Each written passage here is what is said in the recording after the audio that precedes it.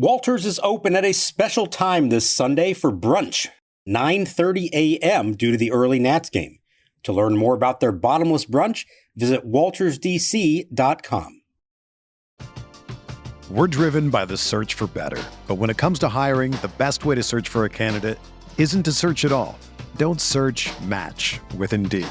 Indeed is your matching and hiring platform with over 350 million global monthly visitors, according to Indeed data, and a matching engine that helps you find quality candidates fast. Ditch the busy work. Use Indeed for scheduling, screening, and messaging so you can connect with candidates faster.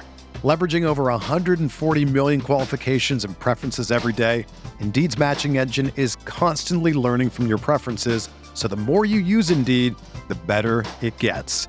Join more than 3.5 million businesses worldwide that use Indeed to hire great talent fast. And listeners of this show will get a $75 sponsored job credit to get your jobs more visibility at Indeed.com/Blue Wire. Just go to Indeed.com/Blue Wire right now and support our show by saying that you heard about Indeed on this podcast. That's Indeed.com/Blue Wire.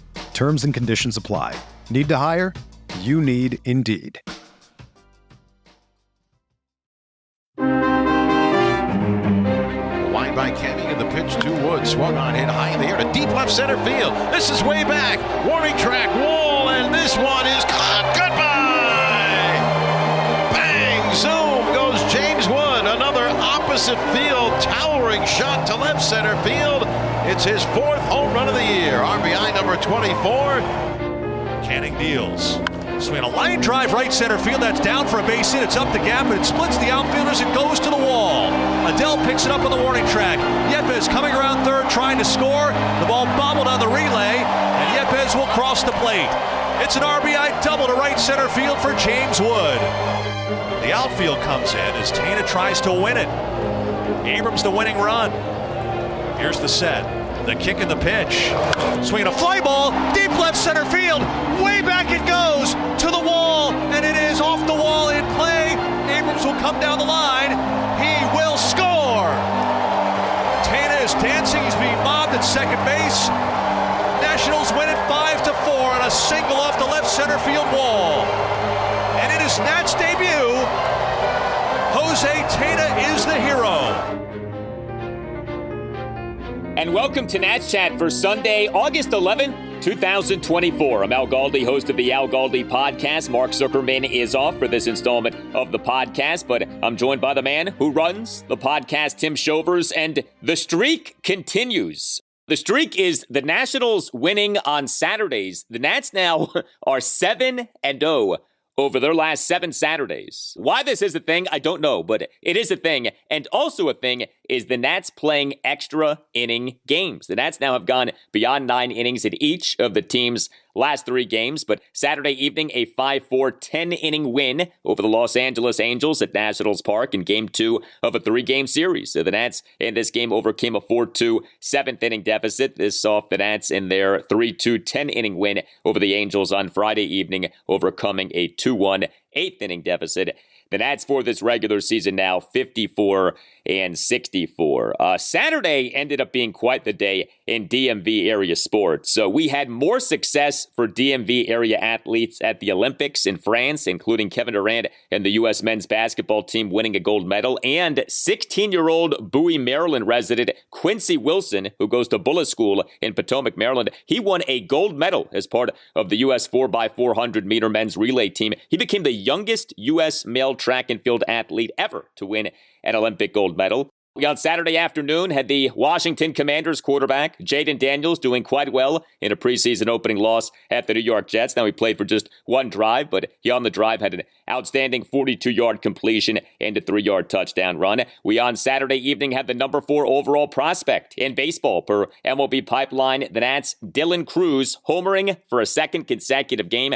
He is the starting center fielder and number 1 batter for the Nats AAA affiliate, the Rochester Red Wings, a 2 for 4 with a solo homer and a single. This in a 2-1 loss at the Buffalo Bison. So all kinds of things happening, Tim, in DC area sports on Saturday, but among those things, another Nationals extra inning win. Yeah, a really exciting game. It started off slow. Patrick Corbin had a Patrick Corbin outing, and for the bullpen and the team to come back and get the win, guarantee a series victory, a good evening. And you're right, Al. Man, I mean, the amount of DMV impact in the Olympics is stunning. Katie Ledecky doing it for the fourth time. Something tells me she'll be there in LA in 2028. But it was announced with the victory over the fake LA team on Saturday night. By the way, is it me or is it the case that every time you and I do the show, Patrick Corbin pitches? Is that not the case? I feel like you and I have done a Corbin game like 15 times this season. We have done it 15 times, but guess what is less than 15 times? And that is career upcoming starts for Patrick Corbin in a Nationals uniform. We are in the single digits, Al. No one is championing harder for Patrick Corbin to no longer be a member of the Nationals rotation than our own Tim Shovers. So yeah, the Nats in this game, a very interesting game on a number of levels. The Nats come through. They once again come back to win. They have done this repeatedly this season. The Nats in this game, 5 runs, 9 hits. The 9 hits comprised of a James Wood home run, 2 doubles, including a James Wood double, and 6 singles, 1 walk. The Nats in this game, 3 for 6 with runners in scoring position. We'll get to the walk-off artist in a bit.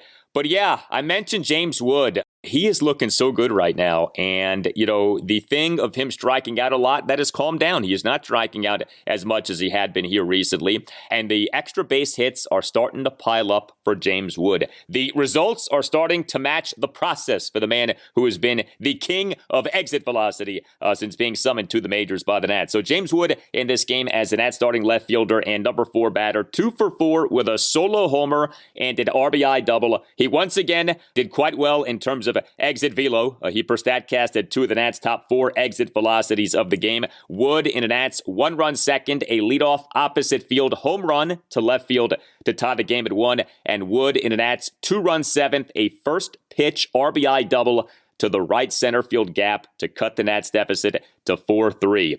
Are you liking what we're seeing here recently from James Wood? I'm liking what we're seeing, Al. Obviously, the exit velocity, which I am growing to respect with each at bat of James Wood. But, you know, this was maybe his best game at the plate so far, other than the game where he scored 4 times. Faced a pitcher with an ERA over 5 in Griffin Canning and delivered, you know, with a homer and a double. It would have been great if he had come through with some sort of theatrics in the bottom of the 9th. It would have been a great way to cap a great Saturday for James Wood. I'm really liking what I'm seeing from him in the middle of the order. Basically, where I'm at, Al, because every single opinion that I have with the Nationals is geared towards opening day 2025. How does this translate to that? And in case of James Wood, he's going to be in the middle of the order on opening day 2025. You can book it. He is looking so good right now. I think this is so exciting what's happening here with him. I mean, it's only been about a month and change that he's been up at the major league level. And you look at the numbers, 148 plate appearances. He now has an OPS of 796, which is quite good. And the OPS is rising. The power is coming. Like I said, he's got his slugging percentage up to 438. The on-base percentage is at a very good 358. We have seen him draw walks. Like I said, the strikeouts have started to calm down, and the extra base hits now are coming. The power is starting to show. So awesome stuff from James Wood in this game. But in terms of who was responsible for the walk-off nature of this game, so the Nats, like I said, totaled 9 hits. 3 Nats each had 2 hits in this game. James Wood was one of those players. Another one of those players was the newly summoned from AAA-Rochester, Jose Tena. The Nats on Saturday afternoon made multiple roster moves, including announcing having recalled Jose Tena from AAA-Rochester. The Nats got Tena in their trading of outfielder Lane Thomas to the Cleveland Guardians for 3 prospects on July 29th. Now, Tena was the least regarded of the 3 prospects in terms of rankings per MLB Pipeline. He, at the time of the trade, was not among the Guardians' top 30 prospects per MLB Pipeline, but he got promoted to the majors on Saturday afternoon. We'll deal with the corresponding move to that in a bit. But Tena hit the ground running here. He on Saturday evening as the Nats starting third baseman and number 6 batter, 2 for 4 with 2 RBI singles, including the walk-off RBI single. Tena in the Nats' 2-run seventh, a 1-out opposite field RBI single to left field on a 1-2 pitch to tie the game at 4. He did then get tagged out in a rundown between first and second base for the second out,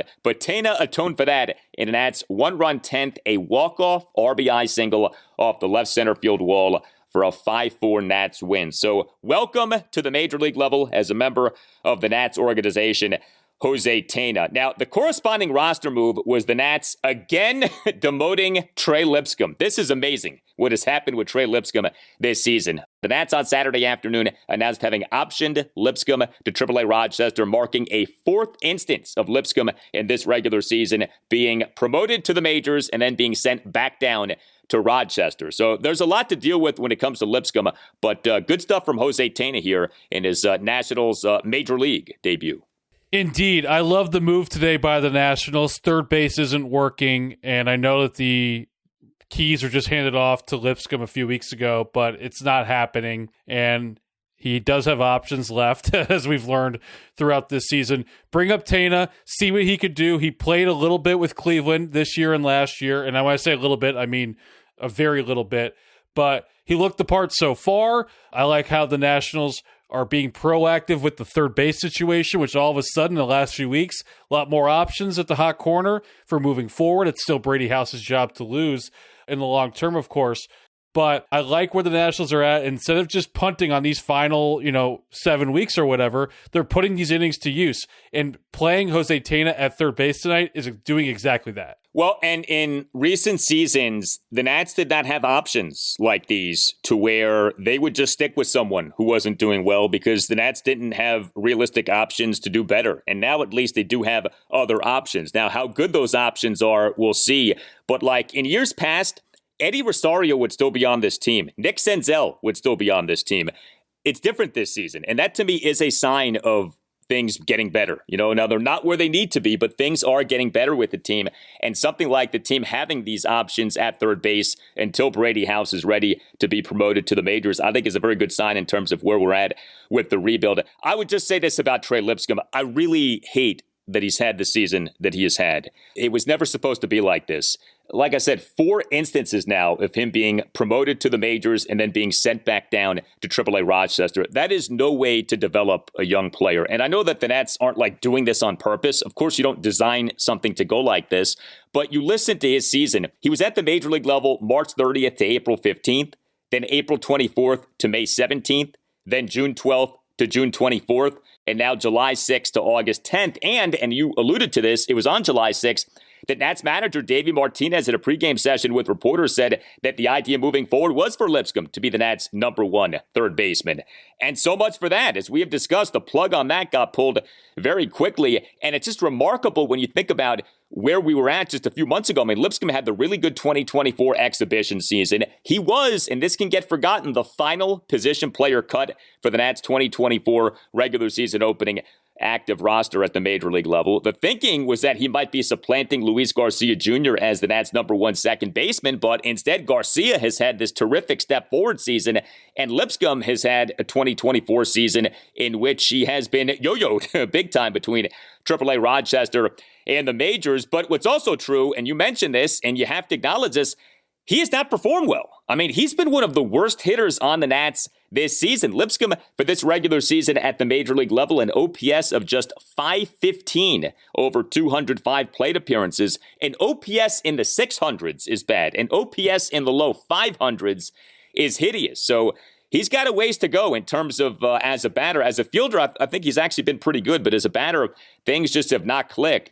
But yeah, we now have Jose Tena as the Nats' third baseman, and we'll see when Brady House gets called up. I mean, Dylan Cruz homering in back-to-back games. I think we're starting to be put on Dylan Cruz's watch in terms of when he might be promoted, and you wonder if, in fact, we'll see Brady House in the majors before the end of this season.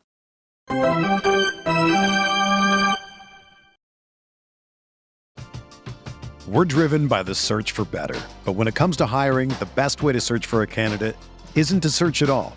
Don't search, match with Indeed. Indeed is your matching and hiring platform with over 350 million global monthly visitors, according to Indeed data, and a matching engine that helps you find quality candidates fast. Ditch the busy work. Use Indeed for scheduling, screening, and messaging so you can connect with candidates faster. Leveraging over 140 million qualifications and preferences every day, Indeed's matching engine is constantly learning from your preferences, so the more you use Indeed, the better it gets. Join more than 3.5 million businesses worldwide that use Indeed to hire great talent fast. And listeners of this show will get a $75 sponsored job credit to get your jobs more visibility at Indeed.com/Blue Wire. Just go to Indeed.com/Blue Wire right now and support our show by saying that you heard about Indeed on this podcast. That's Indeed.com/Blue Wire. Terms and conditions apply. Need to hire? You need Indeed. This episode is brought to you by our good friends at NFL Sunday Ticket on YouTube TV. I'm sure by now you've all gotten back into your Sunday routines, but they could be even better. With NFL Sunday Ticket and YouTube TV, you get the most live NFL games all in one place, every game, every Sunday, and you can even watch up to 4 different games at once with Multiview, one of my favorite inventions of this decade. It's exactly what you need to catch all the action, make your Sundays more magical, and also YouTube TV is great. I got it this year. It's awesome. Sign up now at youtube.com/BS. Device and content restrictions apply. Local and national games on YouTube TV. NFL Sunday Ticket for out-of-market games excludes digital-only games. Now the 2-2 pitch. Swinging a ground ball, base hit through the drawn-in infield and out into left center field. Jacob Young scores. Alex Call delivers again. Nationals lead 2-1. It is Call's 5th consecutive multi-hit game. He picks up RBI number 10 on the season. So the third Nationals player in this game who had 2 hits was Alex Call.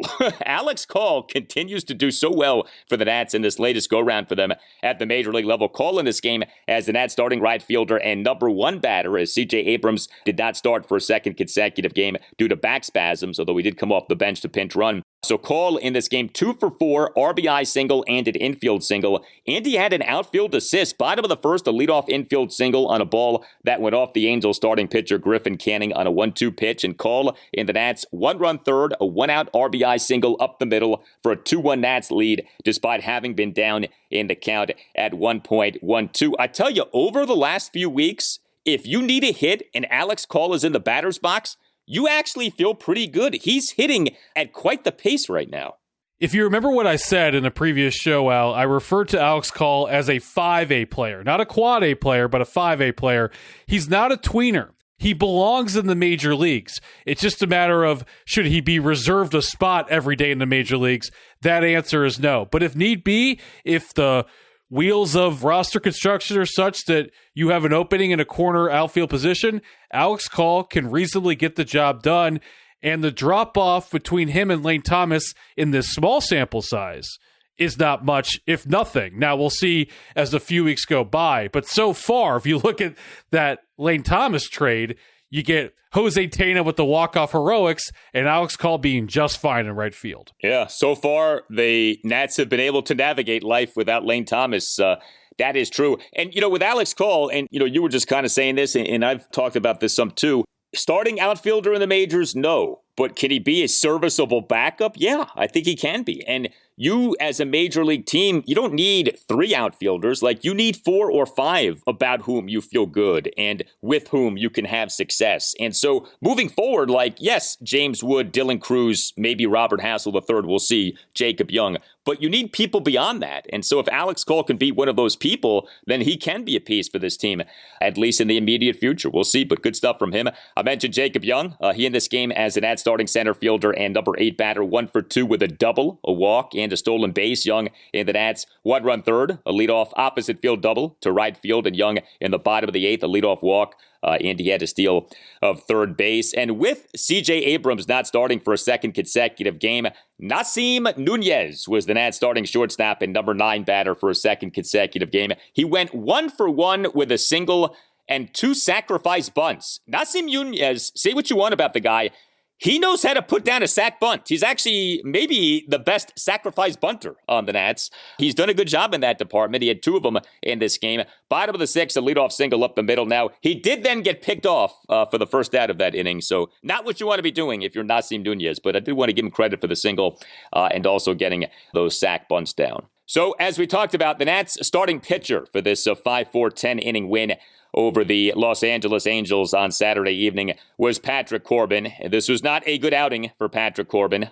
4 runs in 4 innings. He gave up 8 hits, which were a home run, a double, and 6 singles. He issued 3 walks. He recorded just 2 strikeouts. He over his 4 innings threw a lot of pitches, 95 pitches, 59 strikes versus 36 balls. You know, we've talked about how Corbin at times can be okay. He was not okay in this game, but a lot more than okay was the Nats bullpen, which was really good in the 10-inning win on Friday evening. Jacob Barnes and Kyle Finnegan in that game combining for 3 2/3 scoreless innings with 5 swinging strikeouts. And how about the Nats bullpen in this game on Saturday evening? 4 Nats relievers combining for 6 scoreless innings. Eduardo Salazar, 2 scoreless innings. Tanner Rainey, perfect top of the 7th. Jose A. Ferrer, scoreless top of the 8th. And Derek Law, 2 scoreless innings, a scoreless top of the 9th, and a perfect top of the 10th. Davey Martinez, I think in large part due to necessity, has been pushing relievers lately, having them work more than an inning. Jacob Barnes Friday evening, 1 2/3 scoreless innings. Kyle Finnegan Friday evening, 2 scoreless and hitless innings. Eduardo Salazar Saturday evening, 2 scoreless innings. Derek Law Saturday evening, 2 scoreless innings. These guys are responding. The bullpen over the first 2 games of this series has been superb. Hats off to the bullpen for what they've done since the trade deadline. When Harvey and Floro got dealt away, I thought, man, it's going to be a really rough final 2 months. It could be similar to what the final 2 months of the 2021 season, if you can recall how awful that bullpen was. Complete overreaction thus far in that. The bullpen's holding it together.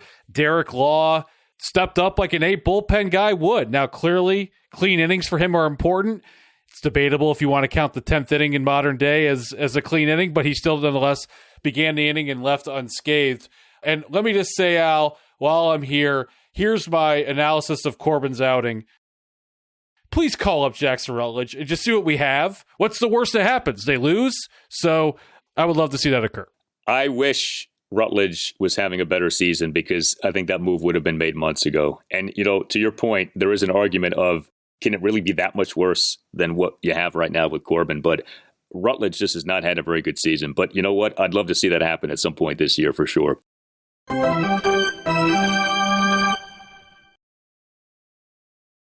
Here's the Saturday night report from AAA-Rochester. Dylan Cruz homered for the 2nd straight day and made a diving catch in center field.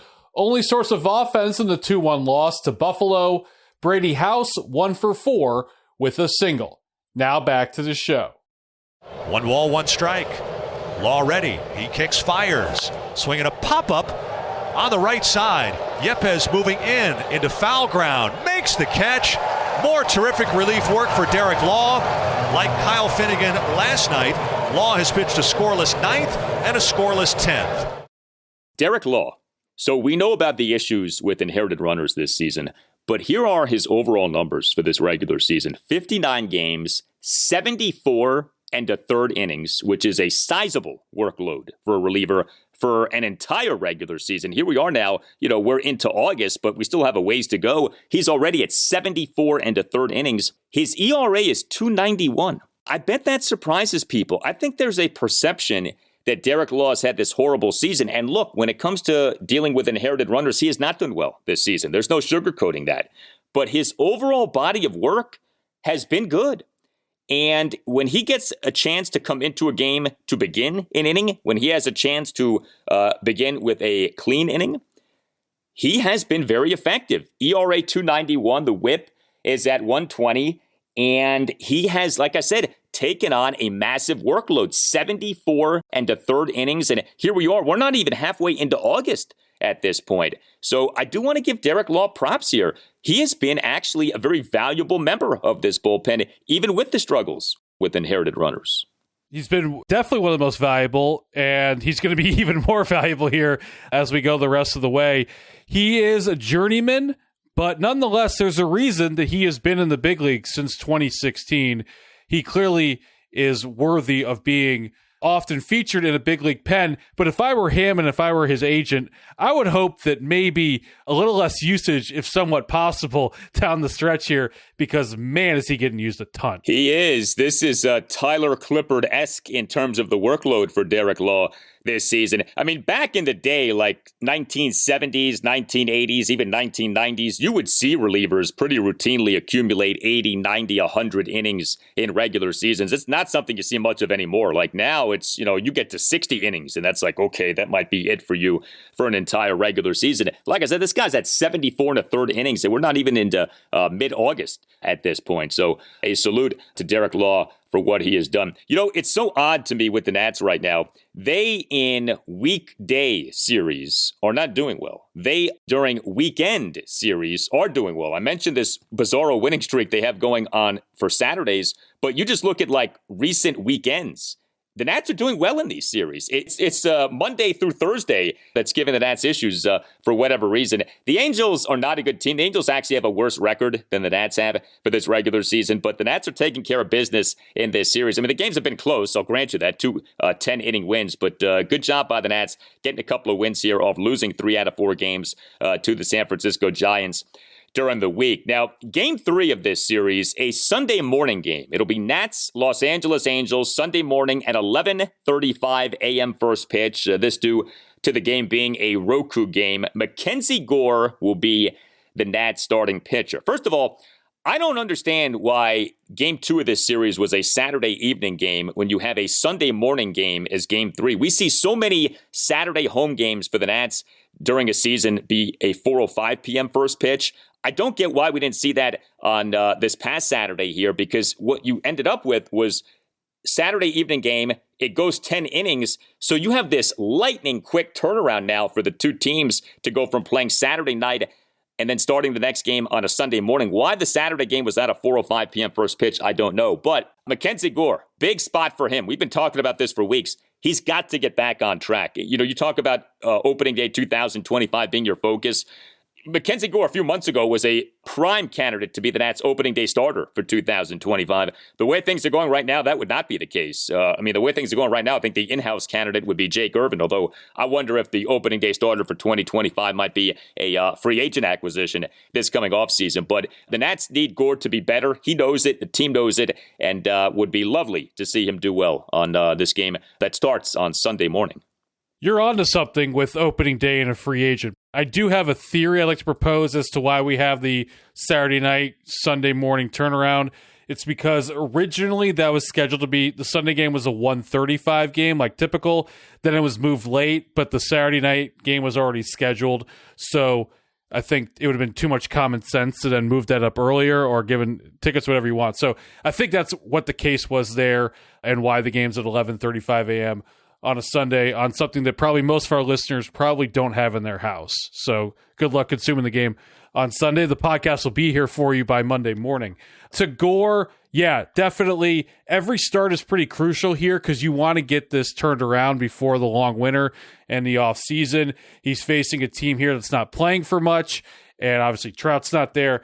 This would be a real bummer by him if he doesn't show up on Sunday, and this has got to get turned around quick, because if he has another few bad starts, there's a real argument to be made that his September should be spent in Rochester, New York. Yeah, I would I would hate to see that. I know it's not something that the Nats want to do, but if he does have another bad start, I do wonder if maybe they skip him in the rotation, if they put him in like a timeout scenario where he doesn't, make a start for a week or so, just to change something up, because right now you're in this rinse, wash, repeat type cycle in which he keeps having bad outings. But we'll see. I mean, it's hard to do better if you're not out there pitching, right? Like, you have to be given the opportunity to do better. But it has been a rough go of it lately. So rooting for Mackenzie Gore to do well on Sunday morning. And, it's funny you bring up the Roku thing. So in recent years, right, in MLB, we have seen these Sunday morning games on Roku. We've seen the Friday night Apple TV games. We've had Sunday games on Peacock. So clearly MLB is getting in bed with streaming. That is not only the way of the future, in a lot of ways, that is the way of the present. But, I do wonder, with these nationally televised games on these streaming services, beyond fans of the two teams playing in the games, how many other people are watching these games? Like, here you have two sub-500 teams in the Nationals and the Angels. If you're not a Nats fan and you're not an Angels fan, are you really dialing up yourself some Roku on Sunday morning to watch Nats Angels? I do wonder about that.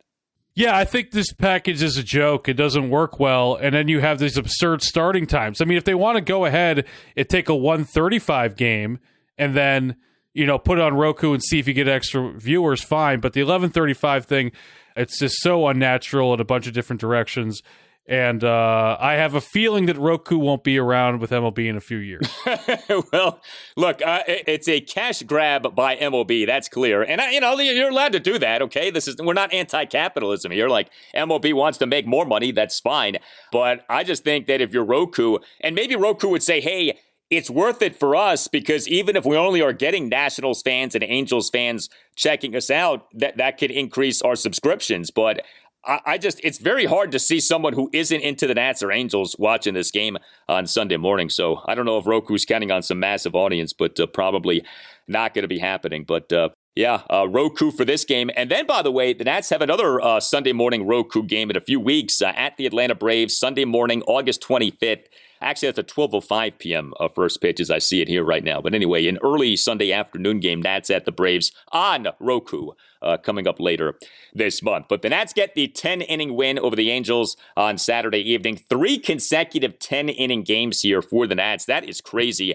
And they also had a 10-inning game on July 26th, a 10-8, 10-inning win at the St. Louis Cardinals. So 4 extra inning games, 4 10-inning games for the Nats over these last few weeks. You tell us what you think. Hit us up on X at Nats_chat. You can email the podcast, natschatpodcast@gmail.com. You can find us on our website, natschatpodcast.com, in which you can purchase a Nats Chat Podcast t-shirt. All Nationals radio highlights on Nats Chat are courtesy of 106.7 The Fan. Nats Chat is on the radio Sunday morning, 9 to 10 on ESPN Richmond, which is 106.1 FM in the Richmond, Virginia area, and Sunday morning, 9 to 10 on Priority Sports Radio, 94.1 in the Virginia Beach area. For Tim Shovers, I'm Al Galdi. Have a great rest of your day, and thank you for listening, and we'll talk to you next time on the Nats Chat Podcast. Someone who went on to have a post-baseball career as a scout. As Cruz drills one to left center field. Going back is Terada in front of the warning track at the wall, and it's gone. Cruz hits the solo home run. Second homer in as many days. Trims the Red Wing deficit down to 2-1.